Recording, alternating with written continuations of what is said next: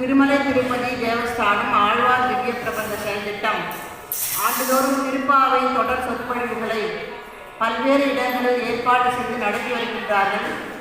அந்த வகையில் இந்த ஆண்டு அடியனின் திருப்பாவை சொற்பொழிவு ஸ்ரீ புஷ்பவல்லி சமேத அஷ்டபுதன் பெருமாள் திருவடியில் நடைபெற வேண்டும் என்பது பெருமானின் கட்டளை.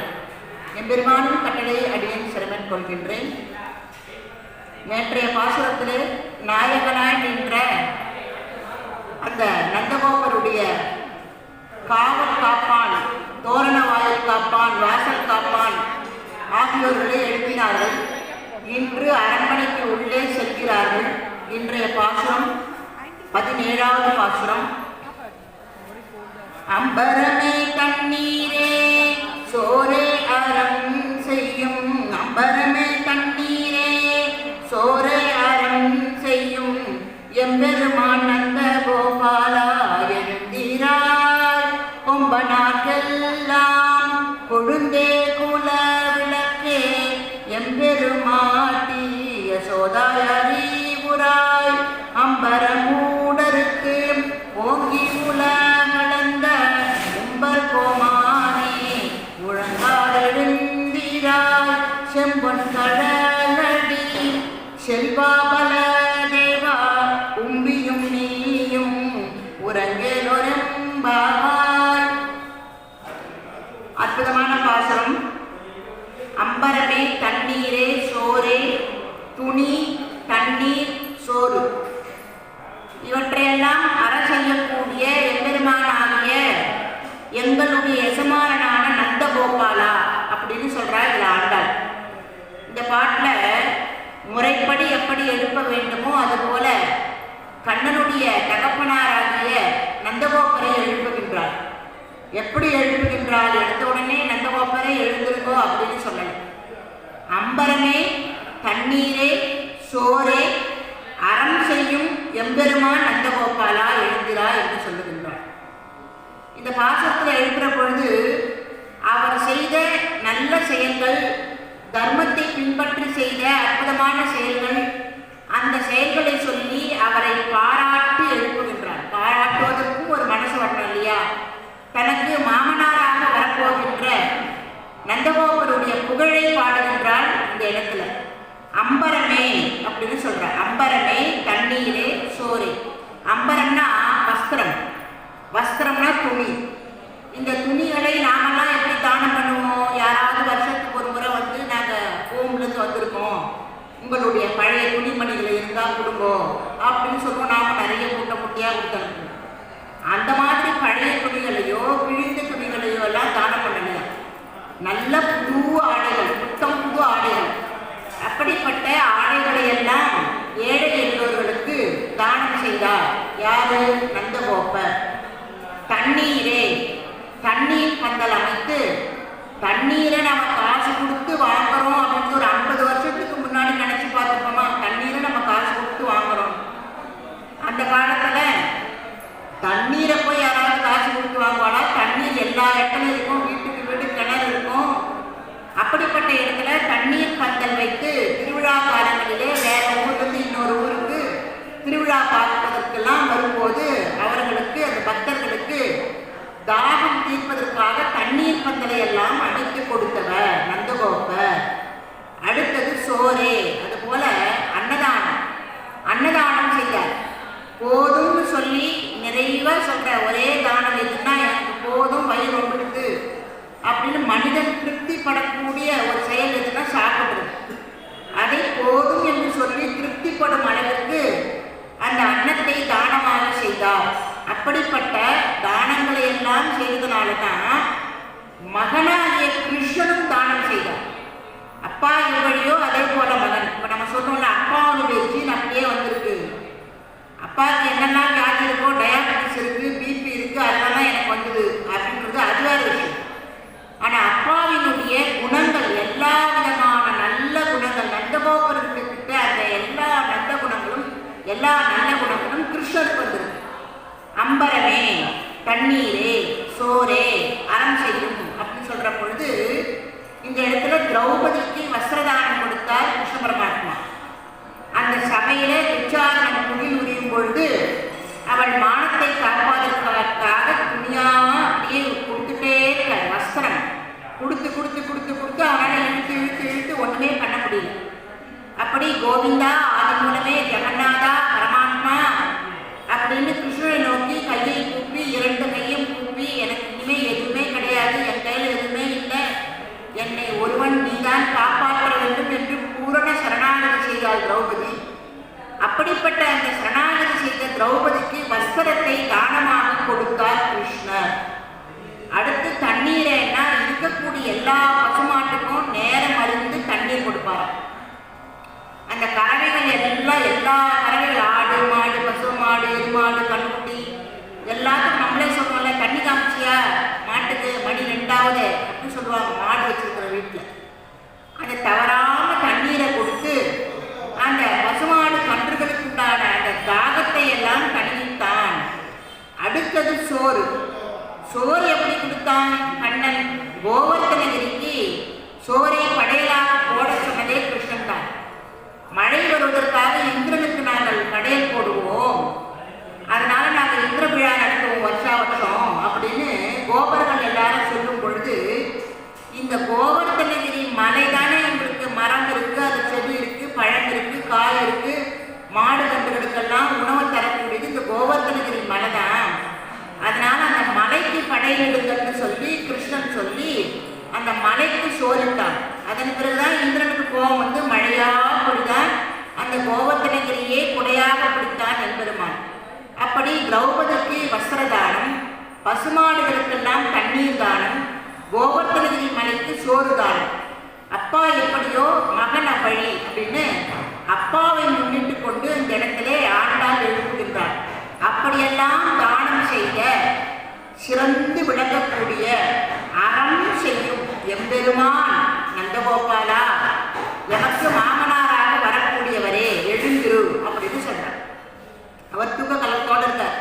யாரம்மா நீங்க பார்க்க வந்திருக்கீங்களோ, என்கிட்ட வந்து பாட்டு பாடி எழுப்புறீங்களே யாரு அப்படின்னு பார்க்குறார். பார்த்தா ஆண்டாள் கோவிலுக்கு 2 லட்சம் பேர், வீட்டுக்குள்ள கூட்டமா இருக்கு, பசங்க எல்லாம். ஆண்டாள் சொல்றா, நந்தகோபரே கிருஷ்ணனை எழுப்புறதுக்கு முன்னாடி உங்ககிட்ட வாங்கி அனுமதி வாங்கினப்பதான் கிருஷ்ணனை எழுப்பணும், அதுதானே முறை. கிருஷ்ணனை தானேமா பாட வந்தீங்க, கிருஷ்ணனுக்காக தானே நோன்பு நோக்க வந்தீங்க, கிருஷ்ணனுக்காக நோன்பு நோக்கு, கிருஷ்ணனை பார்த்து பறை வாங்கிறதுக்காக வந்திருக்க நீங்க என்னையேமா எழுப்புறீங்கோ அப்படின்னு கேட்டாரா நந்தகோபர். அப்போ ஒரு தாய் தந்தையினுடைய சம்மதம் இல்லாமல் திருமணம் செய்து கொள்ளக்கூடாது, கிருஷ்ணனாக எல்லாரும் கல்யாணம் பண்ணிக்கணும் அப்படின்னு நினைச்சிட்டோம். கிருஷ்ணனை கல்யாணம் பண்ணிக்கிறதுக்கு முன்னாடி கிருஷ்ணனுடைய தகப்பனராக விளங்கக்கூடிய உங்களுடைய ஆசீர்வாதமும் உங்களுடைய அனுமதியும் எனக்கு தேவை அப்படின்னு சொல்றா. அதனாலதான் நாங்கள் வந்து உங்ககிட்ட அனுமதி கேட்டோம் அப்படின்னு கேட்கிறான். ஏன்னா ராமாயணத்துல அங்க ஜனகருடைய வில்ல ஸ்ரீராமச்சந்திரமூர்த்தி வளைச்சிட்டார். உடனே என்ன பண்ணா, ஜனகர் ராமா என்னுடைய மகள் சீதையை திருமணம் செய்து கொள் அப்படின்னு சொல்றார். வா வந்து மாலை மாற்றி திருமணம் பண்ணிக்கோ அப்படின்னு சொல்றார்.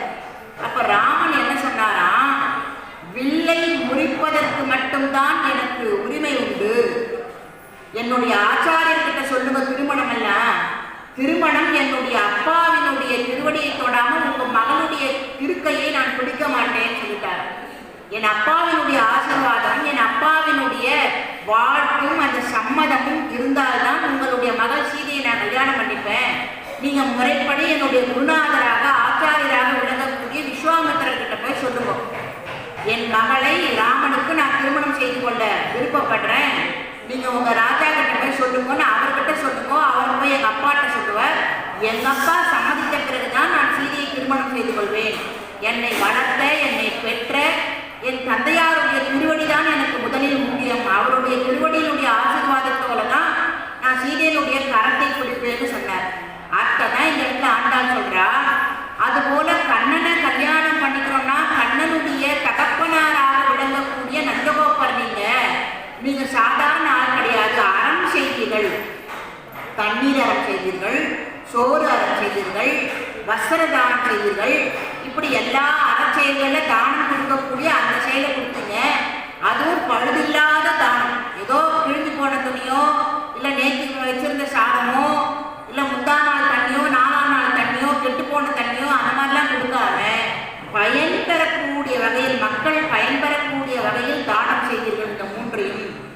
அப்படிப்பட்ட சிறந்து தானத்திலே சிறந்து விளங்கக்கூடிய உங்களுடைய அனுமதியும் உங்களுடைய ஆசீர்வாதமும் கிடைக்காமல் நாங்கள் கண்ணனை போய் பார்க்க மாட்டோம், அதனாலதான் உங்களை முதல்ல எழுப்புறோம் அப்படின்னு முறைப்படி ஒரு மனிதன் எப்படி நடந்து கொள்ளணும், அதுவும் ஒரு பெண் பிள்ளை எப்படி புத்தகத்தில் நடந்து கொள்ள வேண்டும், மாமனார் மாமியாரை முன்னிட்டு கொண்டுதான் கணவரை தேர்ந்தெடுக்க வேண்டும்னு அந்த முறையை கொண்டு வந்தாள் ஆண்டாள். அதுபோல கண்ணனை நாங்கள் கல்யாணம் பண்ணிக்கிறதுக்கு முன்னாடி சுவாமி உங்களுடைய ஆசீர்வாதம் எனக்கு தேவைன்னு சொன்ன உடனே, சரிம்மா என்னுடைய ஆசீர்வாதம் எப்போ உங்களுக்கு உண்டு, நான் தங்கமான ஒரு மருமகளை தான் வேண்டி நின்ன இந்த கிருஷ்ணனுக்கு 5 லட்சம் பேர் எனக்கு மருமகளா வரப்போறீங்க, மாட்டு பொண்ணா வரப்போறீங்க, எவ்வளோ பெரிய பாக்கியம் பெற்றிருக்கேன், நீங்க போய் கிருஷ்ணனை எழுப்பலாம் அப்படின்னு ஆசீர்வாதமும் பண்ணார், உத்தரவும் கொடுத்தார், சம்மதமும் தெரிவிச்சுட்டார். அடுத்ததாக ஆண்டாள் நேரா போயிட்டு கண்ணனை எழுப்பினாடா? இல்லை. முதல்ல இப்போ தந்தையார்கிட்ட ஆசீர்வாதம் வாங்கிட்டா. அடுத்து தாய் கிட்ட ஆசீர்வாதம் வாங்கணும். தாய் யாரு? யசோதை பிராட்டி. அந்த யசோதை பிராட்டி எப்படிப்பட்டவள் என்றால், கொம்பனார்க்கெல்லாம் கொழுந்து குலவிளக்கு. ஒரு கொம்பு எப்படியே அந்த பசும் கொடி, ஒரு கொம்பு நட்டா அந்த பசும் கொடி அந்த கொம்பை பிடித்து கொண்டு அப்படியே படருமோ, அதுபோல ஆயர்குல பெண்கள் எல்லாவற்றுக்கும் ஒரு குல விளக்காக விளங்கக்கூடியவள் அந்த யசோதை. கட்டில் ஒரு பக்கமும் தொட்டில் ஒரு பக்கமும் இருக்க நடுவிலே சயனித்துக் கொண்டிருக்கின்றாள். கட்டிலாக இருக்கக்கூடிய நந்தகோபன், கணவர் ஸ்தானத்தில் இருக்கக்கூடிய நந்தகோபன் ஒரு பக்கமும், குழந்தை ஸ்தானத்தில் இருக்கக்கூடிய கண்ணன் ஒரு பக்கமும் கையிருக்க இடையிலே படுத்துக் கொண்டிருக்கின்றாள். இந்த இடத்துல கொம்பனார்க்கெல்லாம் கொழுந்தே குலவிளக்கே எம்பெருமாட்டி யசோதாய் அனுப்புறாள் அப்படின்னு யசோதையினுடைய திருவடியில போய் அடுத்து விழுந்து மெதுவா சொல்லணும். ஏன்னா மாமியாருவோ, அதனால தொட்டு எழுப்பக்கூடாது அப்படின்னு அறிவுறான்னு சொல்றான். எழுந்துருன்னு சொல்லல, மாமியார எழுந்துரு, யசோத பிராட்டி எழுந்துரு, நந்தகோபுரம் கூட எழுந்துருன்னு சொன்னான். ஆனா யசோத பிராட்டி எழுந்துருன்னு சொல்லல, ஏன்னா மாமியார தொந்தரவு பண்ணக்கூடாது, அம்மா ஸ்தானத்தை இருக்குவாவோ, அதனால நம்ம மாமியார தொந்தரவு பண்ணக்கூடாதுன்னு நாங்கள்லாம் வந்திருக்கோம், உன்னுடைய ஆசீர்வாதம் எனக்கு தேவை அப்படின்னு சொல்லி இந்த இடத்துல அறிவுராய், அம்மா நீ கேட்டுக்கொள், உன்கிட்ட உத்தரவு வாங்கிறதுக்காக வந்திருக்கோம், உன் பிள்ளைய கல்யாணம் பண்ணிக்கிறதுக்காக வந்திருக்கோம், உன்னுடைய கணவருடைய ஆசீர்வாதமும் அந்த சம்மதமும் வாங்கிவிட்டோம், அடுத்து தாயான உங்களுடைய ஆசீர்வாதமும் சம்மதமும் தேவை அப்படின்னு சொல்றோம். இப்போ கிருஷ்ணனுடைய அரண்மனையில ஏன் கிருஷ்ணருக்கு இவ்வளோ பாதுகாப்பு? இந்த பக்கம் அப்பா படுத்துட்டு இருக்காரு, இந்த பக்கம் அம்மா படுத்துட்டு இருக்காரு, இந்த பக்கம் பலதேவர் படுத்துட்டு இருக்காரு, யசோதை படுத்துட்டு இருக்கா, இத்தனை பேர் ஏன் பார்த்துட்டு இருக்காருன்னா, அதுக்கு ஆச்சாரிய பெருமக்கள் அழகா ஒரு கதை சொல்றாரு. என்னன்னா, கிருஷ்ணருக்கும் ருக்மணிக்கும் பிறந்த பிள்ளை மன்மதன், மன்மதனுடைய பிள்ளை பிரத்யும்னன் அப்படின்னு பேரு, அந்த பிரத்யும்னனுடைய மகன் அனிருத்தன் பேரு. இப்போ நீங்க நாச்சியார் கோவில்ல போய் நீங்க பெருமாளை சேவிச்சீங்கன்னா அவங்க எல்லாம் ஒசரமா இருப்பாங்க. எல்லாம் பிரத்யும்னன் இருப்பார், அனிருத்தன் இருப்பார், எல்லாரும் இருப்பாங்க. நாச்சியார் கோவில்ல வஞ்சுலவள்ளி தாயார்னு சாமி கொத்தை இடுப்புல சொல்லிட்டு இருப்பாளா அந்த தாயார். அந்த கோவில்ல தாயாருக்கு தான் முதல் மரியாதை யாருக்கு? தாயாருக்கு தான், வஞ்சுலவள்ளி தாயாருக்கு. அதுக்கப்புறம் தான் பெருமாளுக்கு இப்படி வச்சுட்டு இருப்பார், பெருமாள் கையை இப்படி வச்சுட்டு இருப்பார். அந்த கோவில்ல எல்லாருமே அனிருத்தன், பிரத்யும்னன், ருக்மணி தாயார் எல்லாம் இருப்பா. பெரிய அது எவ்வளோ 6 அடிக்கு மேல வசனமா இருப்பார் நாச்சியார் கோவில்ல. அந்த மாதிரி இந்த இடத்துல மன்மதன், அந்த மன்மதன் கிருஷ்ணருக்கும் ருக்மணிக்கும் பிறந்த பிள்ளை மன்மதன். மன்மதனுடைய பிள்ளை இந்த இடத்துல பிரத்யும்னன், பிரத்யும்னனுடைய மகன் அனிருத்தன். இந்த மகன் அனிருத்தனை என்ன பண்றா, குழந்தை அப்படியே தொட்டில இருக்கு, வளர்த்துட்டே வரா, அந்த குழந்தைய பேர குழந்தைய வளர்த்துட்டே வரா. இந்த பிரத்யும்னன் குழந்தையா இருக்கிற பொழுது சம்பராசுரன் அப்படின்னு ஒரு அசுரன் வந்து தொந்தரவு பண்றான் அந்த குழந்தைய. அப்போ அந்த சம்பராசுரனை என்ன பண்றான், குழந்தைய கடத்திட்டு போறான். அப்படி கடத்திட்டு போற பொழுது அந்த சம்பராசுரன் அந்த குழந்தைய ஏன் கடத்துறான் அப்படின்னா, இந்த பிரத்யும்னனாலதான் இந்த சம்பராசுரனுக்கு மரணம் அப்படின்ற செய்தியை அவன் கேள்விப்பட்டுறான். அந்த குழந்தை வளர்ந்து என்னை எப்ப சாகடிக்கிறது, அது வரைக்கும் நான் காத்துட்டு இருக்கணுமா, அதுக்கு முன்னாடியே இந்த குழந்தைய நாம சாகடிச்சுடலாம் அப்படின்ட்டு என்ன பண்ணானா, இந்த இடத்துல பிரத்யும்னனை எடுத்துட்டு போயிட்டு கடல்ல தூக்கி போட்டுறான். யாரு? குழந்தையா இருக்கிற பொழுதே அந்த இடத்துல ஒரு மீன் வந்து அப்படியே சாப்பிடுறது அந்த குழந்தைய, அப்படியே வயிற்றுக்குள்ள போகுது. அந்த மீன் வயிற்றுல அந்த குழந்தை ஜீரணமாகல, குழந்தையாக இருக்கு. உடனே வலையில ஒருத்த மீன் பிடிச்சி அதை எடுத்துன்னு போயிட்டு நேராக சமைக்கிறதுக்கு பார்த்தா, கட் பண்ணி பார்த்தா குழந்தை அழகாக சிரிச்சுட்டு இருக்கு. அந்த குழந்தைய பார்த்ததுமே அப்படியே அழகாக ஒரு பெண் குழந்தை அங்க இருக்கு சமையல் ரூம்ல. அவ என்ன பண்றா, இதை நானே வளர்த்துறேன், எனக்கு இந்த குழந்தை வேணும், இந்த மீன் வயிற்றுல இருந்து இந்த குழந்தை வேணும், நானே வளர்த்துறேன், ஆசையா இருக்கு இந்த குழந்தைய வளர்க்கறதுக்கு அப்படின்னு சொல்றான். வளர்த்தது எப்படிப்பட்ட பாவம்? தாயின்ற பாவத்தில் வளரல, அந்த குழந்தை பெரியவனாய அந்த குழந்தைய நம்ம கல்யாணம் பண்ணிக்கிறோன்ற பாவத்தோடய வளர்க்குறான் அந்த குழந்தைய. என்ன இப்படி இருக்கு, என்ன இப்பெல்லாம் வயசு, பொண்ணோட வயசு பெருசா இருக்கு, பையனோட வயசு சின்னதா இருக்கு, இப்பெல்லாம் கல்யாணம் பண்ணிக்கிறாள், அது ஒரு பேட்டனா பொறுத்தோ. இதுக்கு அப்பயே அவளை என்ன பண்ணா, விதை விதைச்சிட்டா. அந்த மாதிரி என்ன பண்ணா, அந்த குழந்தைய வளர்ந்து கல்யாணம் பண்ணிட்டான். அவ 2 பேருக்கும் கல்யாணம் பண்ணி அந்த சம்பராசனம் என்ன பண்றான், கொண்டுட்ட பிறகு அந்த 2 பேருக்கும் அந்த மீன் வயிற்றுல இருந்தா பாருங்க, அவ 2 பேருக்கும் அந்த பெண் குழந்தைக்கும் பிறந்தவன் தான் பிரத்யும்னன். பிரத்யும்னன் வயிற்றுல பிறந்தவன் தான் அனிருத்தன். அந்த அனிருத்தன் எப்படின்னா அழகா இருப்பானா, ரொம்ப அழகுல சுகுமாரன் மாதிரி அழகான குழந்தை. அந்த காலத்திலேயே பானாசுரன் அப்படின்னு வேற ஒரு அசுரன் இருந்தான். அவன் சிவபெருமானுடைய பக்தன். அவனுக்கு கிருஷ்ணனை கண்டா பிடிக்கவே பிடிக்காது. பானாசுரனுக்கு கிருஷ்ணன்னா பகை, கிருஷ்ணனை பார்த்தாலே பிடிக்காது. அப்படிப்பட்ட அந்த பானாசுரன் 1000 கையால மிருதங்கம் வாசிப்பானான் சிவபெருமான் நடனம் ஆடணுன்றதுக்காக. சிவபெருமான் பானாசுரனுடைய அந்த மிருதங்க திறமையை பார்த்து நடனமாடி காட்சி கொடுப்பாரு. அப்படிப்பட்ட அந்த பானாசுரனுக்கு ஒரு பொண்ணு இருந்தா, அவ பேரு உஷான்னு பேரு. எவ்வளவு ஸ்டைலா பேர் வச்சிருக்கா பார்த்தீங்கன்னா அந்த காலத்திலேயே, உஷான்னு பேரு. அந்த பானாசுரன் என்ன பண்ணா, சிவபெருமானையும் பார்வதி தேவியும் நீங்க கைலாசத்தை விட்டு எங்கேயுமே போறது கிடையாது, வர்றது கிடையாது, எப்பவும் அங்கேயே இருந்தீங்க, எங்க வீட்டுக்கு வாங்க, விருந்துக்கு ஒரு 10 நாள் வந்து இருந்துட்டு போங்களேன் அப்படின்னு சிவபெருமானையும் பார்வதி தேவியும் கூப்பிடுறான். யார் கூப்பிடுறது? பானாசுரன் கூப்பிடுறான். அவ 2 பேரும் வரா. அவ 2 பேரும் வந்ததும் அவ 2 பேரும் பேசுறது பழகிறது. பரமசிவனும் பார்வதியும் வந்த உடனே எங்கெங்கெல்லாம் புத்தாண்டு ஆஃபர் போட்டிருக்காளோ என்ன அந்த கடைக்கெல்லாம் கூட்டு போங்கன்ற பார்வதி. உடனே கட்டப்பையை தூக்கிட்டு பார்வதியும் பரமசிவனும் தினமும் போய் ஷாப்பிங் பண்றான். இந்த சென்னை சில்க்ஸ் என்ன, அது என்ன, இது என்ன, காந்திபுரம் பட்டு என்ன, எல்லாத்தையும் வாங்கிட்டு வரா. போயிட்டு ரொம்ப ஆசையா பார்த்துக்கிறார். விருந்துக்கு வந்த இடத்துல யாரு? பரமேஸ்வரன் பார்வதியை.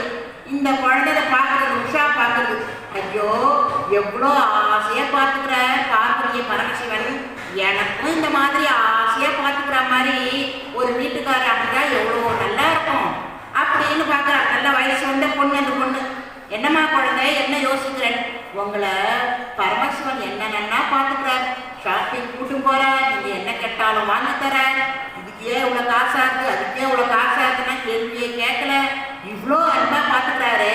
அந்த மாதிரி எனக்கும் ஒரு கணவர் வேணும், உங்களை நினைச்சி நான் விரதம் இருக்க போறேன், பார்வதி தேவி நீங்க தான் எனக்கு அனுகிரகம் பண்ணணும் அப்படின்னு பார்வதி தேவியை நோக்கி இந்த உஷான்ற விரதம் இருக்கா. விரதம் இருந்த உடனே அவ என்ன பண்றா, பார்வதி தேவி, அம்மா நீ விரதம் இருந்த ரொம்ப சந்தோஷம், இன்னிலிருந்து 4வது மாசம் உனக்கு ஒரு கனவு வரும், அந்த கனவுல ஒரு அழகான பையன் வருவான், அந்த பையன் தான் உனக்கு கணவனா வருவான். நான் எப்படி பரமேஸ்வரன் எப்படி பார்த்துக்கிறாரோ அந்த மாதிரி நான் அன்பா பார்த்துப்பான், இது நான் வரமா கொடுக்குறேன் அப்படின்னு சொல்லிட்டு அவ விருந்த குடிச்சுட்டு அவ கிளம்பிட்டான். இந்த பொண்ணுக்கு ஒரே ஞாபகம், கனவு எப்போ வரும், 4 மாசம் கழிச்சு வரும்ன்றால. தேதியை கிழிச்சு பார்க்குறான். 1 மாசம் ஓடிந்து, இன்னும் 3 மாசம் இருக்கு, மறுபடியும் கிழிச்சு பார்க்க, இன்னும் 2 மாசம் இருக்கு, இன்னும் 1 மாசம் இருக்கு, ஐயோ இன்னும் 10 நாள் தான் இருக்கு, ஐயோ நாளைக்கு தான் முடிய போறது. கனவு ராத்திரி தூங்குறா, கனவு வந்தது. கனவுல அழகான அந்த வாலிபன் வந்துட்டான். அடடா என்ன அழகு, என்ன அழகு. பார்வதி தேவி சொன்ன மாதிரி 4 மாசம் கழிச்சு கனவு வந்தது. அது இந்த அழகான பையனும் வந்துட்டான். இந்த பையனை எப்படி நம்ம மனசுல இருக்கிற இந்த உருவத்தை வெளியில எப்படி கொண்டு வருது? அந்த காலத்துலாம் போட்டோவா இருக்கு, இப்படி பண்ணுங்க அப்படி பண்ணுங்கன்னு. அப்போ அந்த உஷா அப்படின்ற அந்த பொண்ணுக்கு ஒரு தோழி இருந்தா. ஒரு அரண்மனையில ஒரு இளவரசின ஒரு தோழி கடலையோ, அந்த பொண்ணு பேரு சித்திரலேகான்னு பேரு. அவ பயங்கர எக்ஸ்பர்ட். அப்பயே கம்ப்யூட்டர் டிராயிங்னா ஜம்முன்னு வரைவா. நன்னா என்ன யார் எது சொன்னாலும் அதே மாதிரி ஓவியம் வரைஞ்சிடுவோ. அவெல்லாம் அசுர குணம் இல்லையா, எல்லா விதமான கலையிலையும் தேர்ச்சி பெற்றிருக்காவோ. உடனே சித்திரலேகா பார்வதி தேவி சொன்ன மாதிரி எனக்கு கனவு வந்தது. அந்த கனவுல ஒரு அழகான வாலிபன் வந்தான். அவன் எப்படி இருக்கான் அப்படின்னு நான் சொல்ல சொல்ல நீ அப்படியே வரையிறியா அப்படின்னு கேட்டேன். அதுக்கு என்னம்மா நீ சொல்லு, நான் வரைறேன். இந்த நாட்டுக்குடி இளவரசி, நான் உன்னை தோழி, சொல்லு வரைறேன்னு. இப்படி இருந்தது கண்ணு, அந்த மூக்கு இருந்ததே நேரான மூக்கு, அந்த வாய் எப்படி இருந்தது, அந்த கண்ணு அப்படி இருந்தது, அந்த புருவம் எப்படி இருந்தது, அந்த நெத்தி இப்படி இருந்ததுன்னு சொல்ல சொல்ல சொல்ல சொல்ல அழகாக அந்த பையனை அப்படியே வந்துட்டான். இதை பாரு இந்த மாதிரி யாருன்னு கேட்டான். இவன் தான் என் கனவுல வந்தான் அப்படின்னு சொல்ற பொழுது அந்த பானாசுரனுடைய லைப்ரரி ஒன்று இருக்கு. அந்த பானாசுரனுடைய லைப்ரரியில நிறைய ஆல்பம்லாம் வச்சிருப்பாங்க, எல்லா ராஜாவுடைய ஆல்பமும். அதுல எதுக்குள்ள ஆல்பம் மட்டும் கொஞ்சம் தூசி படிஞ்சிருக்கு. ஏன்னா கிருஷ்ணனை கண்டாலே பிடிக்காது பானாசுரனுக்கு. இந்த தூசி படிஞ்சிருக்க அந்த ஆல்பத்தை எடு அப்படின்றான். சித்திரலேகா எடுக்கிறான். தூசி தட்டி அந்த ஆல்பத்தில் ஒன்று ஒன்றா பார்க்குறான். நீ வரைஞ்ச ஓவியம் இப்போ இருக்கிற ராஜா ஓவியத்து கூட யார் கூட பொருந்தது, அந்த ராஜா எந்த ஊர் எங்கே இருக்கான் அவனை கண்டுபிடிச்சி கல்யாணம் பண்ணிக்கணும். அதனால அந்த எதுக்குள்ள ஆல்பத்தை எடுக்க உரட்டி பாருங்க. முதல்ல வர நந்தகோபர் வர முதல்ல போட்டோ. இவர் இல்லை இவர் பரவாயில்ல கொஞ்சம் தான், இவர மாதிரி இல்லை. அடுத்தது கிருஷ்ணன். ஐயோ இவர் ரொம்ப அழகு, இவ்வளோ அழகெல்லாம் கிடையாது, அவர் சாதாரண. அடுத்தது பிரத்யுமன் கிட்டத்தட்ட வந்துட்டார். அனிருத்தன் போட்டோ வருது. இவர் தான் நீ வரைஞ்ச போட்டோ எடுத்துருவா. இந்த அனிருத்தன் போட்டோ வச்சு ரெண்டுத்தையும் ஒப்பிடு, ஒரே மாதிரி இருக்கா பார்க்கலான்னு வச்சு பார்த்தா 10 பொத்துன்னு ஒன்னா இருக்கு. அதே மூக்கு, அதே கண்ணு, அதே நெத்தி, அழகா. இந்த பையன் தான். அப்ப இந்த பையன் எங்க இருக்கான்? அங்க இருக்கான். எங்க இருக்கான் அவன்? குஜராத்தில் இருக்கான். கிருஷ்ணருடைய அரண்மனையில தூங்கிட்டு இருக்கான். ஐயோ அவனை நான் கல்யாணம் பண்ணிக்கணுமே, என்ன பண்றது? கவலைப்படாத, உனக்கு அந்த பையனை தானே கல்யாணம் பண்ணிக்கணும், நான் பார்த்துக்கிறேன் அப்படின்னு சொல்லி என்ன பண்றா, இந்த சித்திரலேகா வான் வழியா அப்படியே போறா. அவெல்லாம் அரக்கியர்ல அந்த அசுர குலத்தை சேர்ந்தவாள்ல, அந்த பறக்கிற திறமை, ஆடை கடக்கிற திறமை, அதெல்லாம் அவள் உண்டு. கிளம்பி அப்படியே போயிட்டு இருக்கான். பார்த்தா கிருஷ்ணருடைய அரண்மனை. அங்க கிருஷ்ணரும் ருக்மணியும் தனியா படுத்துட்டு இருக்கான். பிரத்யும்னன் தனியா படுத்துட்டு இருக்கான். அந்த மீன் வைக்க வந்த குழந்தை பிரத்யும்னை வளர்த்த அந்த பொண்ணு அவ 2 பேரும் தனியா படுத்துட்டு இருக்கான். இந்த அனிருத்தன் தனி கட்டில படுத்துட்டு இருக்கான். இவன் தானே அவன் என்ன பண்ணானா, அனிருத்தன் அப்படி தொட்டு தூக்கினா எங்க அவன் எழுந்துருவானோன்னு கட்டிலோட தூக்கிட்டாளாம் சித்திரலேகா. கட்டிலோட நேரம் தூக்கி வந்தான். இங்க உட்காந்துட்டு இருக்கா உஷா. வருவானா, அவளை தூக்கி வருவானா, பத்திரமா தூக்கி வருவாளாவோ, எங்கன்னா கீழே விட்டுருவாளா அப்படின்னு கவலையோட படுத்துட்டு இருக்கா. இந்த கட்டில் சிங்கிள் கட்டில், இன்னொரு கட்டில் வருது, போட்டாச்சு, டபுள் கட்டில் ஆகி போச்சு. நீ பார் தேடுனியே, வந்துட்டான் பாரு மாப்பிள்ளை. இவன் தாண்டி, இவனே தான். தூங்குற போது கூட என்னமா அழகா இருக்கான். இந்த சத்தம், இந்த பேசுற சத்தம்லாம் அந்த பானாசுரன் கேட்டுருக்குது. என்ன இது பாதராத்துல பெண்கள்லாம் பேசுகிறீங்களே, என்ன விஷயமா பேசுகிறீங்க அப்படின்னு உள்ள வந்து பார்த்தா கட்டில வைக்கான். இந்த கிருஷ்ணனே எனக்கு ஆகாது, அவன் பேரனை தூக்கி வந்து இங்கே வச்சிருக்கீங்க, இவனை நான் என்ன பண்ண போறேன், புகார் கொடுக்க போறேன் என் பேர்ல அப்படின்னு சொல்லி புகார் கொடுத்துட்டார். எல்லாம் மீடியாலாம் வந்து ஆள் கடத்தல் இந்த மாதிரி ஆகிப்போச்சு, மகள் உஷா அனிருத்தன் இப்படி ஒன்றாக சேர்ந்து பேசிக் கொண்டிருக்கிறார்கள் நடுநிசையில், இதெல்லாம் நியாயமா அப்படின்னு நடு நியூஸ்ல எல்லாம் வந்து. அடுத்த நாள் பார்த்தா கிருஷ்ணர் பல்கேக்கிறதுக்கு மட்டும் பேப்பர் வந்து விற்கிறது ஆற்றுல பார்த்தா டிவி ஆன் பண்ணா நியூஸ் எல்லாம் போகிறது.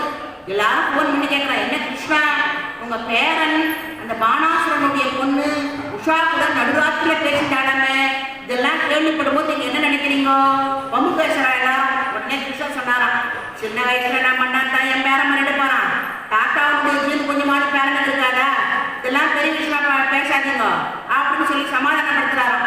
உடனே பானாசுரன் கூட போயிட்டு அந்த இடத்துல அனிருத்தனையும் அந்த உஷாவையும் சேர்த்து வச்சுட்டாராம்.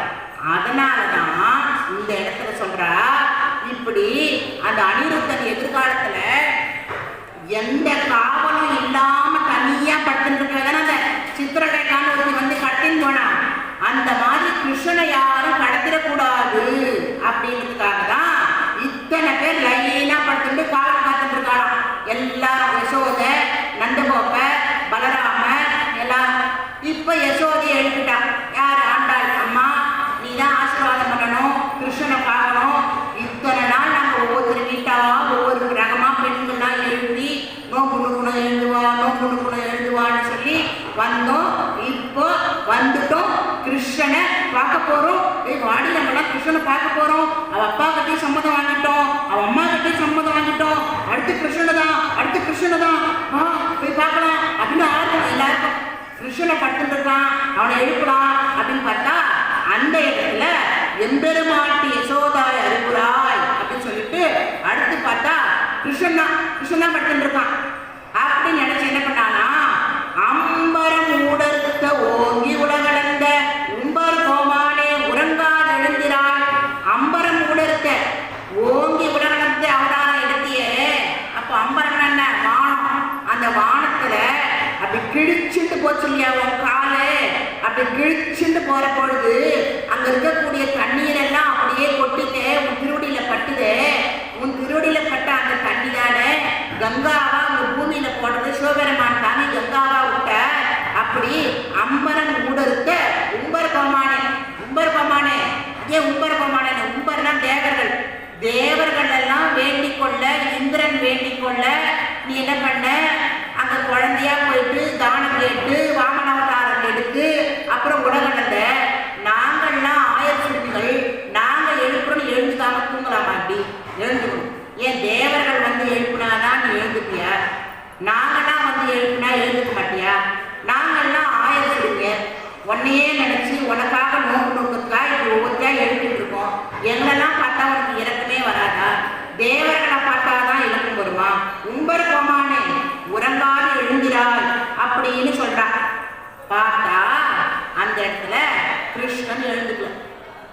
ஏன்னா கிருஷ்ணன் என்ன பண்ணாரா, எனக்கு முன்னாடி பலராமன் இருக்கான், அந்த பலராமனை எழுப்பாம என்ன எழுப்புறாளே, இது தப்பு இல்லையா?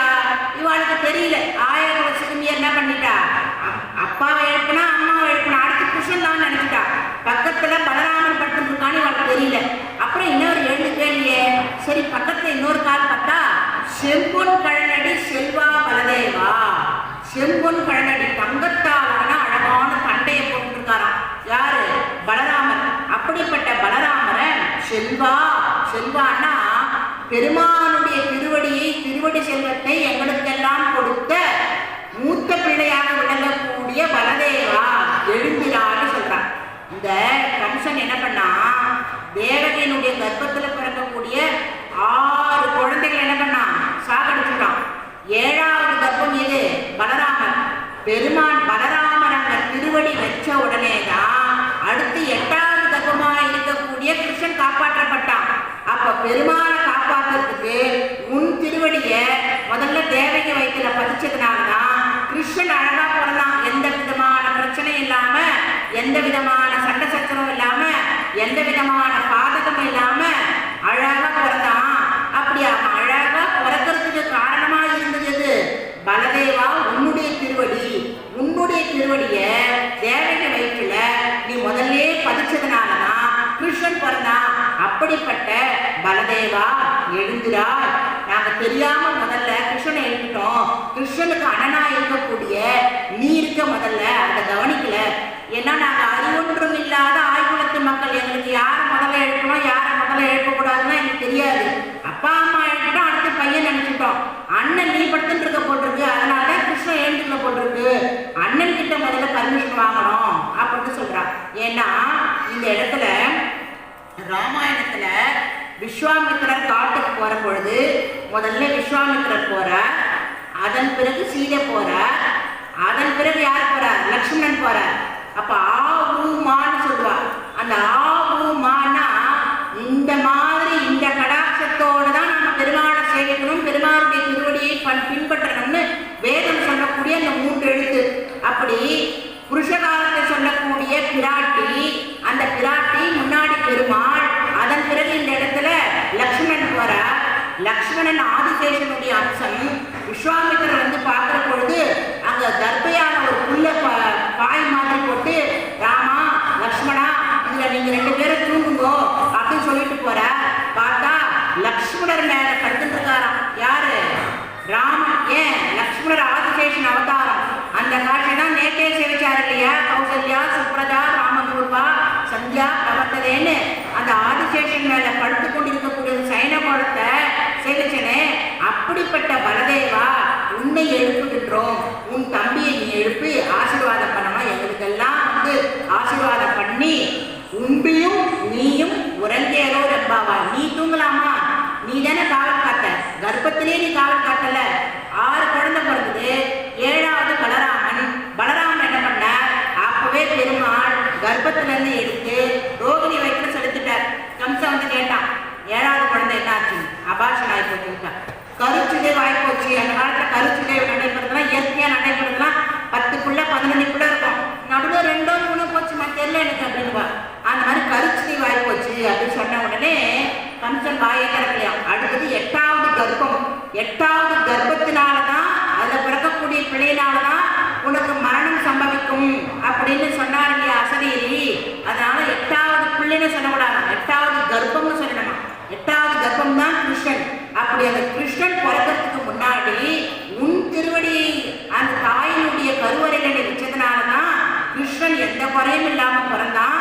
அதனால நீ எழுந்து உன் தம்பியை எழுப்பிட்டு எங்களை ஆசீர்வாதம் பண்ணணும் அப்படின்னு சொல்றார். இந்த பாட்டுல என்னென்னலாம் சொல்றா ஆண்டாள், யாரெல்லாம் எழுப்புறாருன்னா, நந்தகோபுரை எழுப்புறா, யசோதை எழுப்புறா, பலராமரை எழுப்புறா. அதன் பிறகு கிருஷ்ணன் கிட்ட வரா. கிருஷ்ணன் எழுந்தானா அதை நம்ம முடிவில் பார்த்துக்கலாம், நிறைவு பாசத்துல பார்த்துக்கலாம்.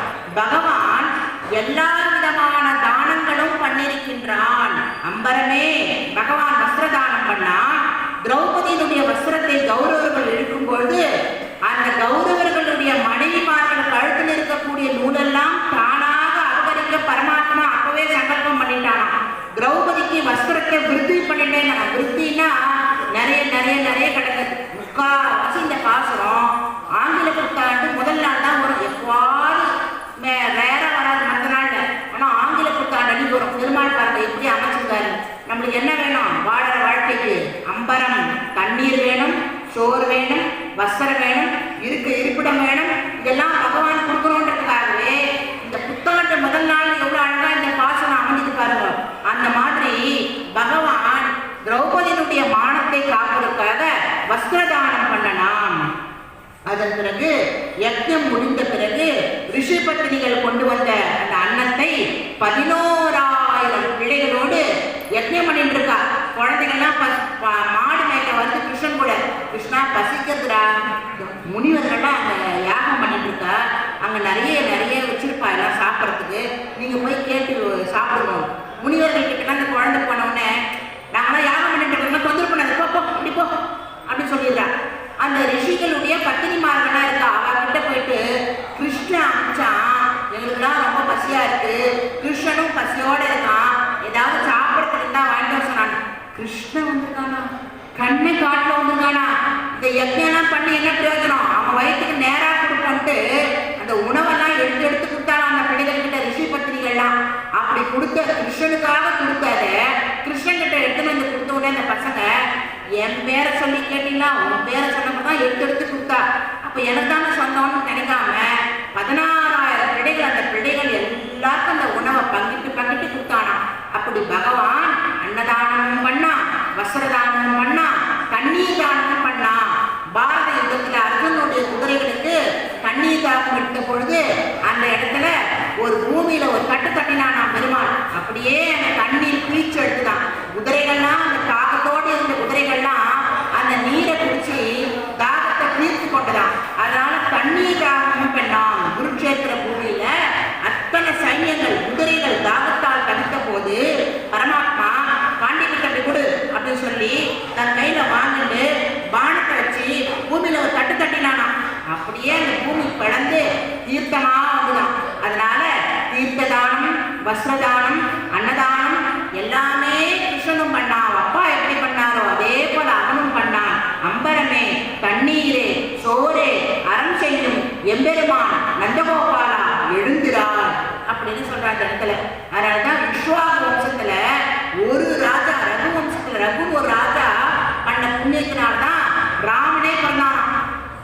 மனிதர்களா பிறக்கிற பொழுது நாமெல்லாம் எதை பண்ணணும்? தானம் பண்ணணும். ஒரு முறை பிரம்மா மேல தவம் பண்ணிட்டு இருக்க, அப்போ தேவர்கள்லாம் போய் எங்களுக்கு ஏதாவது உபதேசம் பண்ணுங்க பிரம்மான்னு கேட்கிறார். என்ன உபதேசம் பண்றது? தா அப்படின்ட்டு. ரொம்ப சந்தோஷம். தா அப்படின்னா என்ன அர்த்தம் அப்படின்னா புலன்களை அடக்குங்கள் அர்த்தம். தேவர்கள் புலன்களை அடக்க மாட்டாங்க.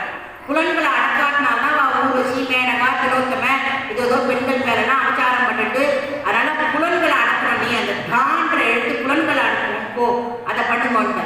கிடைச்சது உபதேசம். இந்த செய்தி அசுரர்களுக்கு கேட்டிருக்கு. அப்படின்னா அவருக்கு மட்டும் உபதேசம் பண்ண, தேவர்களுக்கு மட்டும் நாமளும் போய் கேட்போம் வாங்கும் அப்படின்னு பிரம்மா கிட்ட போயிட்டு அசுரர்கள்லாம் எங்களுக்கும் உபதேசம் பண்ணுங்க. தா மறுபடியும் தானிட்ட. இது என்ன தா அப்படின்னா கருணை கொள்ளுங்கள். நீங்கள்லாம் அரக்கர்கள், மற்றவா மேல கருணை இல்லாம அவளெல்லாம் அழிக்கிறீங்க, அந்த குணத்தை மாற்றிக்கோங்க, கருணை உள்ளத்தோடு நடந்து கொள்ளுங்கள் அப்படின்னு சொல்றான். அவ ரெண்டு பேரும் அந்த மாதிரி உபதேசம் கேட்டாளா? அடுத்து மனிதர்கள்ல போய் கேட்டாளா? எங்களுக்கு என்ன உபதேசம்? தா. இந்த தா என்னன்னா தானம் செய்யுங்கள். கலியுகத்துல நீங்க கடை சேரணும்னா, நீங்க பெருமானுடைய திருவடியை வந்து சேரணும்னா தானம் பண்ணணும். ஏதாவது தானம் உங்களால என்ன முடிஞ்சதோ, அன்னதானம், கோதானம், வஸ்திரதானம், தண்ணீர் தானம், என்ன தானம் முடியறதோ அந்த தானத்தை பண்ணா போதும். அதுதான் கலியுகத்துல மக்கள் கடை தேர்வதற்கு ஒரு உன்னதமான ஒரு மந்திரம். எதுன்னா தானம் செய்யுங்கன்ற மந்திரத்தை தான் உங்களுக்கு நான் உபதேசித்து வரனார் பிரம்மா. அதனாலதான் இந்த இடத்துல இந்த 3 அரங்கனை செய்தவர் யார்? நந்தகோபர். நந்தகோபர் வழியிலே செய்தவர் யார்? கிருஷ்ணர். அப்படி அப்பாவும் பிள்ளையும் இந்த மாதிரி 3 தர்மங்களை செய்து, அறச்செயல்களை செய்து நமக்கெல்லாம் ஒரு உதாரண புருஷர்களாக விளங்கினாங்க. ஆண்டாள் எடுத்துக்காட்டுறா இந்த பாசுரத்துல. அந்த மாதிரி அடுத்தது கொம்பனார்க்கெல்லாம் கொழுந்தே குலவிளக்கே எம்பெருமாட்டி யசோதா அறிவுரான்னு சொல்றார். கொம்பனார்க்கெல்லாம் கொழுந்துன்னா ஒரு பெரிய கொடி வருதுன்னு வச்சுக்கோங்க. அந்த கொடியில முனையில இருக்கக்கூடிய துளிர், அந்த துளிருக்கு ஒரு வாட்டம் ஏற்பட்டுதுன்னா, வதங்கி போச்சுன்னா அந்த கொடி முழுக்க எல்லாமே வதங்கிடும். துளிர் எப்படி வதங்கிட்டோ எல்லாமே வதங்கிடும். அதுபோல அந்த ஒரு குளிராக இருக்கக்கூடியவள் யசோதா. அந்த யசோதைக்கு ஏதாவது முடியலன்னா எல்லாருமே அப்செட் ஆயிடுவாங்க. கோகுலத்துல ஐயோ யசோதம்மாக்கு என்ன ஆச்சுன்னு தெரியலையே அப்படின்னு எல்லாருடைய மனசுலையும் எல்லாருக்கும் என்னென்ன தேவையோ அதெல்லாம் நிறைவேற்றிருப்பாளாம். அயோத்தியில தசரத சக்கரவர்த்தி கேட்கிறா, ராமனுக்கு முடிசூட்ட போறேன், உங்களுக்கு எல்லாம் சம்மதமா அப்படின்னு அயோத்தி மக்களை பார்த்து தசரத சக்கரவர்த்தி கேட்கிறார். அப்ப அயோத்தி மக்கள் சொன்னாரா, ராமனுக்கு முடிசூட்டுவது எங்களுக்கு பரம திருப்தி, பரிபூர்ண சம்மதம். ஏன்னா ராமன் உங்க பிள்ளை மட்டும் இல்ல, எங்களுக்கும் பிள்ளை மாதிரி. துன்பம் வரும்போது ஒரு தாய் எப்படி பார்த்து கொள்வாளோ அந்த தாயை விட அதிகமாக அன்பு செய்து எங்களை பார்த்து கொள்வார் ராமன். அதே மாதிரி ஒரு சந்தோஷம் வரும் பொழுது அந்த சந்தோஷத்தை எப்படி அப்பா கொடுப்பாரோ அதை விட அதிகமா கொடுப்பார் அவர். சந்தோஷப்பட்டாலும் சரி, சந்தோஷத்தை கொடுக்கறதுலும் சரி, துன்பத்தை பகுதிலும் சரி, ஒரு தாய் தந்தை எப்படி இருப்பாரோ அந்த மாதிரி உங்க மகன் இருக்க, தாராளமா நீங்க ராமனுக்கு முடிசூட்டலாம், எங்க எல்லாருக்கும் பரிபூர்ண சம்மதம் அப்படின்னு சொன்னார்களாம் அயோத்தி மக்கள். அது போல இந்த இடத்துல சொல்றா, கொம்பனார்க்கெல்லாம் கொழுந்தே அந்த குல விளக்கு, எல்லா பெண்களுக்கும் ஆயர்குல பெண்கள் எல்லாவற்றுக்கும் குல விளக்காக எம்பெருமாட்டி யசோதை என்று விளங்குகின்றாள். அதனால யசோதா அறிவுராள் அப்படின்னா தீபம் போன்றவள், கீர்த்தி மிக்கவள், உயர்ந்தவள், ஸ்ரீ குலத்திற்கே ஒரு தீபம். ஒரு தீபம்னா இப்போ ஒரு தீபம் எரியதுன்னா அந்த தீபம் எரியதுக்கு என்ன காரணம்? ஏற்கனவே ஏதாவது ஒரு தீபத்தை வச்சுதான் நம்ம ஏற்ற முடியும் இல்லையா? அந்த மாதிரி ஒரு தீபத்தை கொண்டுதான் இன்னொரு தீபத்தை ஏற்ற முடியும். அந்த ஏற்றக்கூடிய தீபமாக இருக்கக்கூடியவள் யார் என்றால் யசோதா. பெண் குலத்துக்கே ஒரு குல விளக்கு, அந்த விளக்காக விளங்கக்கூடியவள். அதனால கொடுத்து வைத்தவளே, எம்பெருமான் கண்ணனை அனுபவிக்கிறதுக்கு கொடுத்து வைத்தவளே, நீ அனுமதி கொடுக்க வேண்டும் அம்மா. அவளும் என்ன பண்ணா, அப்படியா அண்டாலே எல்லாரும் வந்துட்டீங்களா, சரி நீங்க போயிட்டு வாங்க, அடுத்து போய் கிருஷ்ணன் எழுதிக்கலாம் நீங்க அப்படின்னு சொல்லி ஆசீர்வாதம் பண்ணிட்டான். பகவானை காட்டிலும் அவருடைய திருவடி உயர்ந்ததுன்னு சொல்லுவாரு ஆச்சாரிய பெருமக்கள். அந்த திருவடியை பார்க்கிறா, அடுத்து போர்வையில திருவடி மறைஞ்சிருக்கு, அம்பரம் உடற்க ஓங்கி உலகளந்த உம்பர கோமான். பேர்பட்ட திருவடி தேடுவார் தேட நின்ற சேவ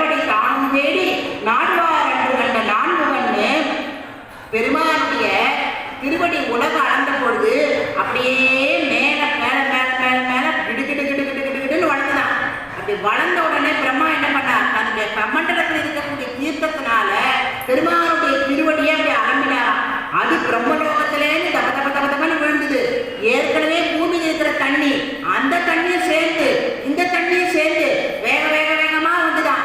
பரமசிவனார் பார்த்தாராம், இந்த வேகம் அப்படியே பூமிக்கு வந்தா பூமியை அழிஞ்சிடும்னு தன் சடாமுடியை தாங்கி வேகத்தை குறைச்சி கீழே விட்டாராம். பிரம்மா, விஷ்ணு, சிவன் 3 பேருடைய அந்த ஸ்பரிசம் பட்டதுனாலதான் கங்கா தண்ணி எவ்வளவு வருஷமானாலும் கெடாது. அப்படிப்பட்ட தண்ணீர் அப்படி பாதாளத்துக்கு போச்சோம். அதுக்கு திரிபதகா அப்படின்னு பேரு. மேல் உலகம், இந்த உலகம், கீழ் உலகம். திரிபதகா பகவானுடைய திருவடியில ஒரு க்ஷணப்பட்ட அந்த தீர்த்தம் எப்பேற்பட்டது, நம் பாவத்தை போகுகின்ற தீர்த்தம் அது அப்படின்னு சொல்றாங்க இந்த இடத்துல. இந்த சொல்லும் போது ஆச்சாரிய பெருமக்கள் ஒரு கதையை சொல்வார். கங்கையில நீராடும் பொழுது, கங்கையில நாம அப்போ நீராடணும்னு வச்சுக்கோங்க, இது வரைக்கும் நம்ம ஏதோ தெரிஞ்சோ தெரியாமலோ பாவம்லாம் பண்ணியிருப்போம். கங்கையில குடிச்சா பாவம் போயிடுவோம்னு சொல்லுவான்.